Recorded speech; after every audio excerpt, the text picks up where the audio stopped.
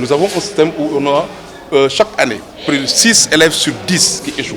Cela devrait inquiéter tout le monde, cela devrait inquiéter les acteurs que nous sommes, les citoyens que nous sommes. Nous ne pouvons pas continuer, après les assises nationales de l'éducation et de la formation, à avoir une école de l'échec.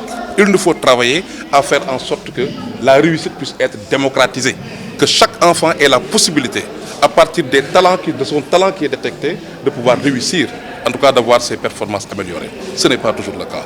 Et nous considérons évidemment que nos enfants ne sont pas nuls, ils sont intelligents. Il faut simplement qu'on ait un système de guidance scolaire, un système d'orientation qui puisse permettre de détecter le talent qui dort en chacun de nos enfants. C'est ça qui nous permettra d'accompagner chacun d'entre eux et de faire en sorte que la réussite soit une réalité pour tous. Nous sommes convaincus aujourd'hui qu'il y a des questions à enjeu.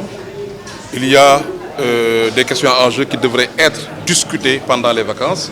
C'est ça qui pourrait nous permettre d'avoir une année scolaire paisible, mais aussi une année scolaire où on peut être sur les véritables enjeux du secteur de l'éducation et de la formation. Donc nous avons mis en place cette campagne Nos vacances pour l'école dans ce cadre-là.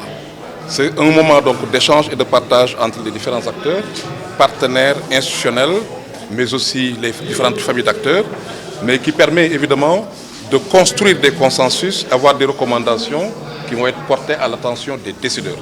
Parce que nous sommes convaincus que le système éducatif qui est suffisamment inefficace, qui ne fait pas de bons résultats malgré les ressources qui sont injectées, nous sommes convaincus que nous avons l'intelligence, nous avons les ressources, nous avons les réflexions nécessaires pour pouvoir évidemment aller dans le sens d'avoir un système éducatif beaucoup de plus de qualité où les apprenants en tout cas vont voir leurs performances améliorées.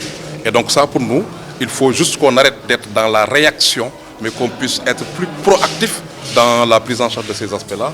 Et c'est ça qui justifie cette campagne de vacances pour l'école. La recommandation centrale, c'est qu'enfin, qu'on puisse aller dans le sens d'organiser en tout cas une session, un moment de partage, un moment d'analyse des résultats scolaires. Donc il est important qu'on puisse aller dans ce sens-là pour pouvoir discuter ces résultats scolaires et voir la responsabilité de chacun d'entre nous, la responsabilité de chaque partenaire, le périmètre de responsabilité de chaque partenaire. C'est ça qui pourrait nous permettre enfin d'avoir des solutions à cela. Parce que, vous le savez, un système n'est performant que quand 80% au moins de ses apprenants maîtrisent 80% des enseignements apprentissages. Mais quand nous sommes à 30-40%, nous devons tous être inquiets. Et nous avons l'impression que cela ne semble pas nous ébranler. D'ailleurs, les Sénégalais, quand ils sont à 50%, on a l'impression qu'ils dansent, qu'ils jubilent. Donc nous devons être plus ambitieux que cela. Et donc voilà ce qui est interrogé aujourd'hui. Les facteurs ou les déterminants de la qualité ont été indiqués. Nous le savons, c'est la question enseignante. C'est une question importante que d'adresser cette question enseignante. Avoir des enseignants qui soient bien formés. Nous ne pouvons pas accepter d'être, depuis cette réforme sur la durée de la formation, d'être dans une option d'avoir 9 mois de formation, une année scolaire, mais de constater que sur le terrain, les enseignants ne sont formés que pour 6 mois ou 7 mois. Nous pensons que les centres de formation existants, les enseignants qui doivent les encadrer étant là, nous devons travailler à ce que les dispositions soient prises pour qu'enfin les écoles de formation puissent ouvrir à partir d'octobre et fermer au moins au mois de juillet.